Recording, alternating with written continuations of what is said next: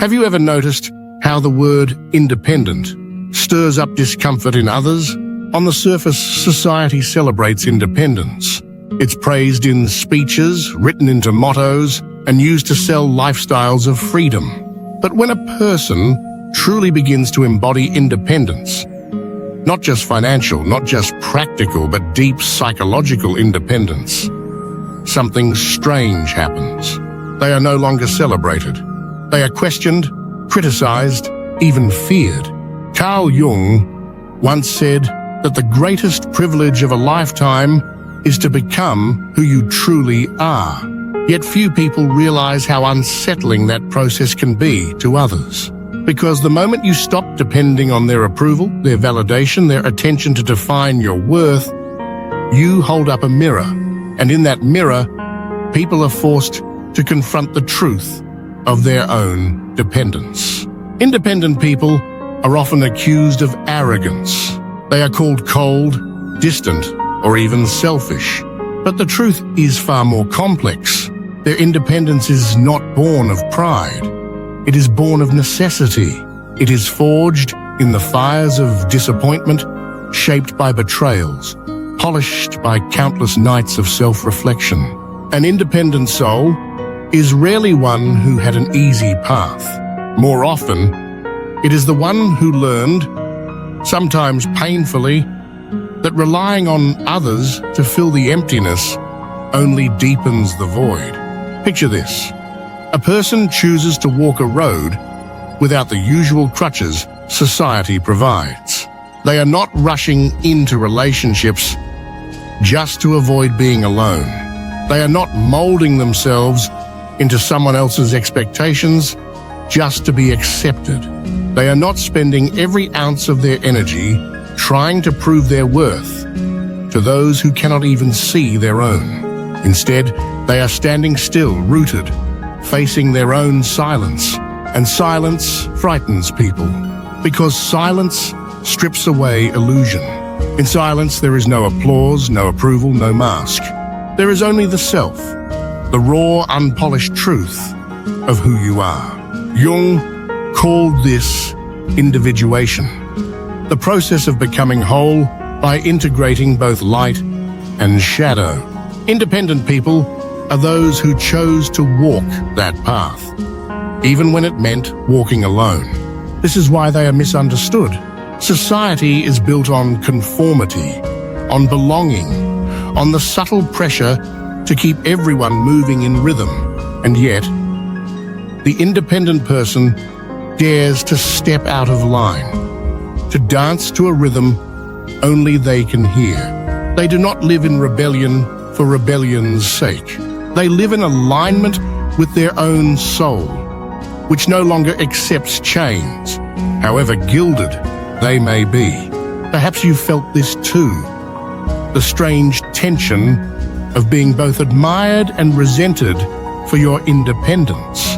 People may praise your strength, but beneath their praise, there is a current of unease, because your freedom reminds them of their own cages.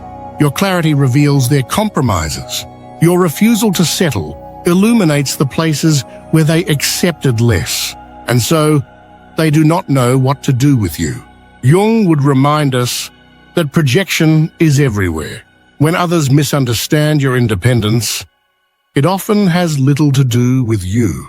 It has everything to do with the shadow they refuse to face. They see in you the life they secretly desire but fear to live. They see in you the courage they suppress within themselves. And instead of confronting that longing, they call you difficult, unreachable, strange. But here is the truth. Independent people are not cold. They are not without love. In fact, their love runs deeper because it is not born of lack, not tied to need, not dependent on performance. It is love that flows from overflow, from fullness, from a soul that has already learned to sit with itself without flinching. And that is precisely why they are so misunderstood.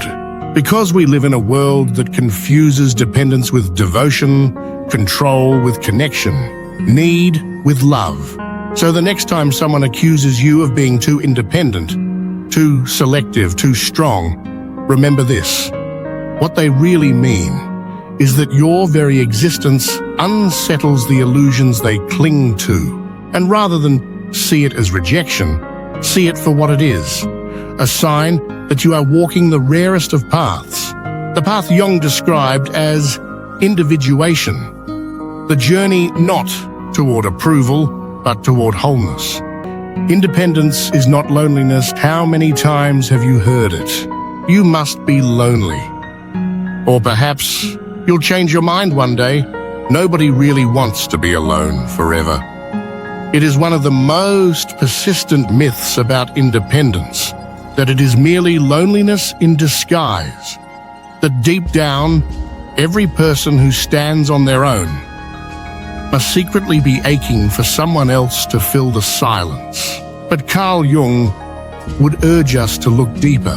What we often call loneliness is in fact a projection, the shadow of our own fears placed upon someone else.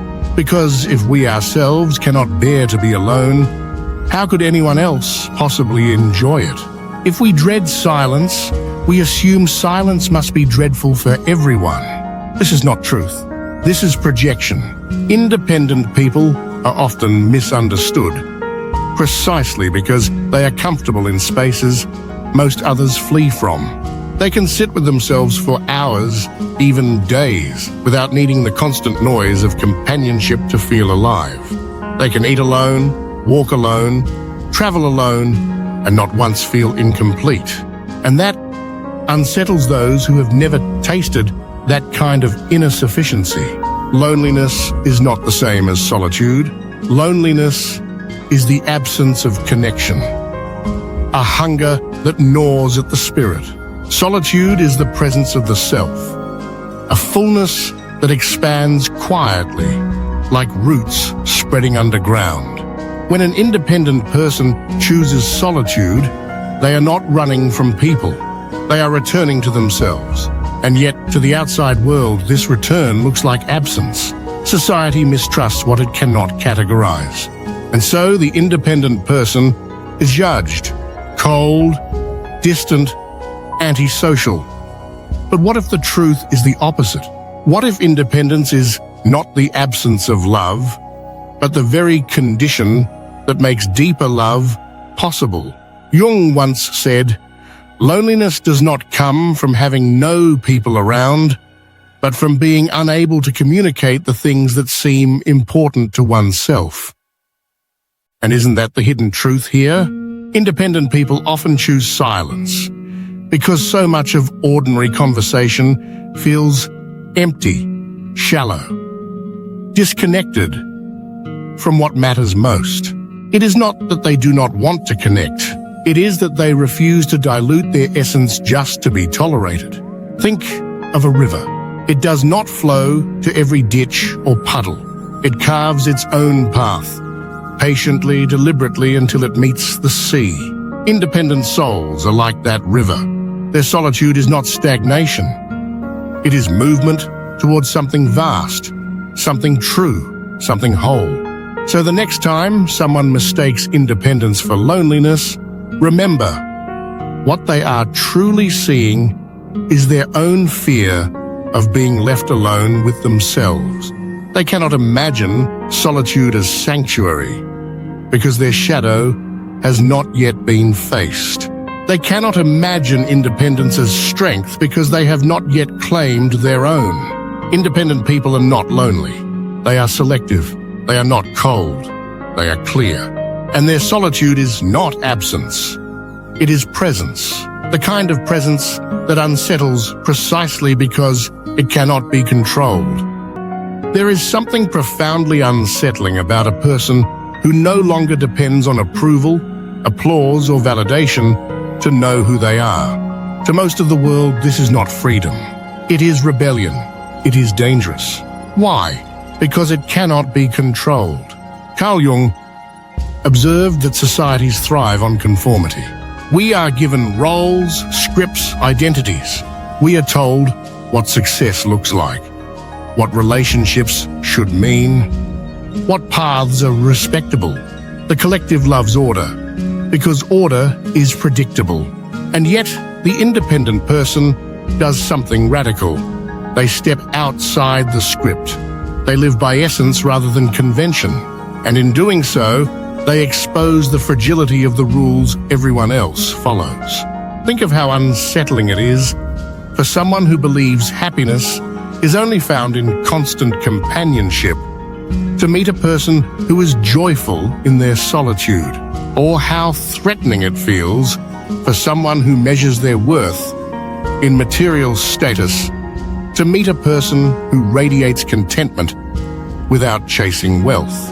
The mere existence of the independent soul is a mirror that reflects back the artificiality of so many lives lived for show. That is why independence is so misunderstood. It disrupts the unspoken contract of control. It says, I will not play the game. And when one person refuses to play, the illusion that the game is necessary begins to crumble. Jung once remarked that where love rules, there is no will to power, and where power predominates, love is lacking. True independence is love in its purest form. Love of the self, love of truth, love of freedom. And this kind of love dismantles control, because a person who has cultivated their own wholeness cannot be manipulated with fear, guilt, or the promise of belonging. But here lies the paradox. Independent people are not seeking to overthrow society. They are not trying to tear down the world. They are simply trying to live authentically. And yet, their authenticity is the most disruptive force of all.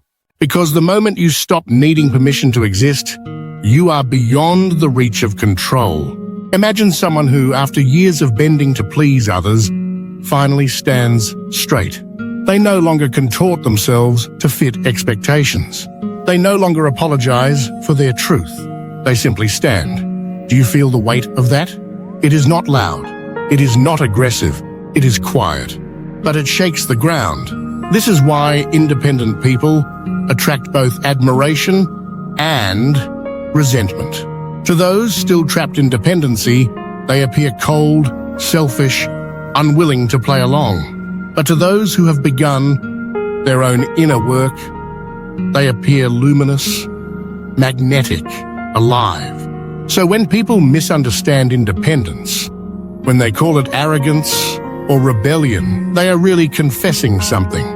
That the presence of an independent soul destabilizes the structures they rely on. And Jung would remind us, this is not your burden to carry. Your independence is not a crime. It is a necessity. It is the very path leading toward individuation, toward becoming who you truly are beneath all masks. One of the greatest misconceptions about independent people is that they don't need love, or worse, that they are incapable of it. Their boundaries are mistaken for walls. Their clarity is mistaken for arrogance. Their self-sufficiency is mistaken for emotional detachment.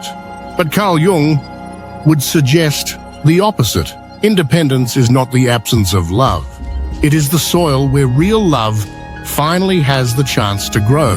Think of the relationships most people rush into. They are often tangled in unconscious needs. The need to be validated, to be seen, to be completed by another. Jung would call this projection. We place onto the other person the parts of ourselves we have not yet integrated. We mistake dependency for devotion. And then, when the illusion collapses, we feel betrayed. The independent person has walked through that collapse already. They have faced the shadow of their own loneliness, their own longing, their own emptiness, and discovered that no one else can fill it for them. That realization is painful, even brutal, but it is also liberating. Because once you know how to sit with yourself without shrinking, you are no longer looking for love as an escape. You are ready to meet another as an equal. This is what so many misunderstand. The independent person does not withhold love. They protect it. They refuse to squander it on half-truths, on shallow games, on relationships that demand they become smaller to be accepted. They are waiting, not for perfection, but for presence. Not for someone to save them, but for someone to stand beside them whole. And when that kind of love comes, it is deeper than most can imagine, because it is not born of desperation. It is born of choice. The independent soul does not love because they need. They love because they have overflow. Their love is not a hunger, it is a gift. But here is why this love is so often misunderstood. It demands maturity. It demands that the other person also face themselves, also confront their shadows, also stand whole. And many people are not ready for that. It is easier to cling to dependency and call it romance than to step into the fire of real intimacy. So, the independent person is judged as too picky, too demanding, too detached, when in truth, they are simply unwilling to trade their wholeness for the illusion of love. They know that a bond, which requires the death of the self, is not love. It is control. And so, they wait. If it means walking alone, because they refuse to betray the truth they have fought so hard to uncover. Jung said that the meeting of two personalities is like the contact of two chemical substances. If there is any reaction, both are transformed. Independent people seek transformation, not distraction. They long for the alchemy of love that changes both souls, that brings light to shadow, wholeness to fracture.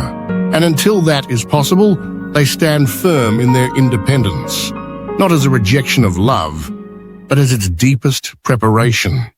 Independence is not selfishness. If there is one word society often uses to dismiss independent people, it is selfish. You've heard it before. You only think about yourself. You don't care about anyone else. You put your needs first. But pause for a moment and ask, why does prioritizing your own well-being trigger such discomfort in others? Carl Jung believed that the self, the whole of who we are, both conscious and unconscious, is the center of our psyche. To ignore it, to betray it, is to live fragmented, to live inauthentically. Independence then is not selfishness. It is alignment with the self. It is refusing to abandon yourself just to be accepted by others. Yet the world resists this truth. Why? Because a person who respects their own boundaries cannot be easily exploited. They won't say yes when they mean no. They won't drain themselves to fuel someone else's comfort. They won't sacrifice their peace just to keep the appearance of harmony. And this refusal threatens those who have grown comfortable feeding off dependency. When you stop betraying yourself, you stop being convenient to others. And instead of admitting that they relied on your silence, they call you selfish. It is not your independence that bothers them. It is their loss of control. But here is the paradox. Independent people are often more generous than anyone else because they are not giving from emptiness. They are giving from fullness. They do not help out of guilt or compulsion. They help out of choice. Their no makes their yes more meaningful. Their boundaries make their love more trustworthy. Imagine two people.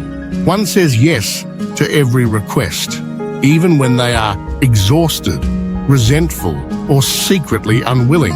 The other says no when their limits are reached. But when they do say yes, it comes with their whole heart. Which is more selfish? The one who pretends to serve while secretly betraying themselves? Or the one who honors their own soul so that what they offer is genuine? Jung once said, "The privilege of a lifetime is to become who you truly are." Independent people are walking that privilege. And in doing so, They challenge a culture that equates sacrifice with virtue, silence with loyalty, self-denial with love. They embody a deeper truth, that real love, real service, real generosity can only come from a soul that is whole. So, if you are called selfish for being independent, remember, selfishness is not living true to yourself. Selfishness is demanding that others abandon themselves for your comfort. And independent people refuse to play that game, both as givers and as receivers. They know the difference. And that is why their presence is both unsettling and magnetic. Independence awakens in others. Why is it that independent people so often become the target of criticism, gossip, and judgment? Why do others feel the need to label them as cold, arrogant, or unapproachable? The answer lies not in who the independent person truly is, but in what they awaken in others. Carl Jung wrote extensively about projection, the tendency to cast onto others the qualities we cannot accept in ourselves. When someone meets a person who is whole on their own, who does not chase, who does not beg, who does not bend to fit expectations, something uncomfortable stirs within them. It forces them to ask questions they would rather avoid. Why can't I be that free? Why do I depend so much on approval? Why am I afraid to stand alone? Instead of facing these questions, many people project. They turn the independent person into a problem. She's too proud. He thinks he's better than everyone. They're so detached. These judgments are not descriptions of reality. They are shields, defenses against the mirror that independence holds up. This is why independent people are so often misunderstood. Their very existence disturbs the collective dream. They reveal simply by being that the chains many wear are chosen, not fixed. And that realization is terrifying to those who have built their entire identity around dependency. But independence is not a rejection of connection. It is a refusal to settle for false connection. The independent person doesn't distance themselves because they despise people. They distance themselves because they value truth over appearances. And that value system is rare in a world that prefers masks. Imagine someone who has spent their whole life needing constant reassurance. Then they meet someone who radiates quiet confidence without needing anyone's validation. What do they feel? Admiration, yes, but also fear, because that presence exposes their own fragility. It is easier to label the other as cold than to admit their own dependency. Jung once said, "Everything that irritates us about others can lead us to an understanding of ourselves." If people fear or resent your independence, it is because your presence touches something unacknowledged in their own psyche. They could choose to learn from it, but often they choose to attack it. So when you are judged for being independent, when people misunderstand your silence, your clarity, your boundaries, remember this: their reaction is not really about you. It is about their shadow. You are not the villain in their story. You are the mirror. And mirrors are rarely loved by those who refuse to see. One of the greatest myths about independence is that it isolates. That if you don't cling, if you don't depend, if you don't need constant reassurance, you will end up alone. But Jung would tell us that this belief comes from confusion between attachment and connection, between dependency and intimacy. True independence does not weaken relationships. It strengthens them. Why? Because when two independent people meet, their bond is not built on fear. It is not built on the terror of being left behind or the hunger to be validated. It is built on presence, on the willingness to share, not to consume. Most relationships our unconscious contracts. I will fill your emptiness if you fill mine. This feels like love at first, but it quickly turns into control. One person shrinks, so the other can shine. Both remain dependent, bound not by love, but by fear of losing what they think they cannot live without. Independent people refuse these contracts. They know the cost of abandoning themselves for connection, and they will not repeat that mistake. Instead, they choose to relate from wholeness. They don't demand that the other fix them. They don't beg for attention. They don't enter the bond to survive. They enter to grow, and this is why their love, whether romantic, familial, or friendship, runs so deep. Because it is not diluted by masks. It is not poisoned by hidden need. It is honest. If they stay, it is because they choose to, not because they fear being alone. This is also why others sometimes misinterpret their relationships. They don't text constantly. They don't cling. They don't panic at distance. They give space. To the insecure, this feels like coldness. But in reality, it is trust. It is confidence that love doesn't have to be fed by constant performance. It can rest in truth. Jung once said that individuation, the process of becoming who you truly are, does not isolate us from the world. It allows us to meet it more authentically. Independent people embody this. Their independence is not a wall, but a filter. It keeps out the shallow, the manipulative, the draining, so that what remains can be genuine, reciprocal, alive. So no, independence is not the enemy of love. It is its greatest ally. It ensures that when connection happens, it is not an escape from yourself, but an expansion of yourself. That kind of love is rare. That kind of love is misunderstood. But it is the only love that endures. At the heart of Carl Jung's work lies one truth. Every soul is on a journey toward wholeness.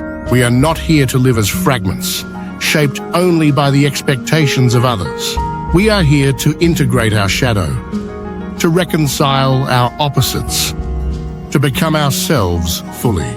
And independence, though misunderstood, judged, and even feared, is one of the clearest signs that a person has begun this journey. Independent people are often painted as cold or arrogant, when in fact, they are simply awake. They have seen through the illusion that love means sacrifice of the self. They have walked through loneliness, through silence, through the difficult nights where approval never came. And they have discovered that life does not collapse when you stand alone. In that discovery, they become free. And yet that freedom unsettles the world because it cannot be controlled. It cannot be guilted. It cannot be bought. Independent people carry a kind of presence that says, I know who I am, even if you misunderstand me.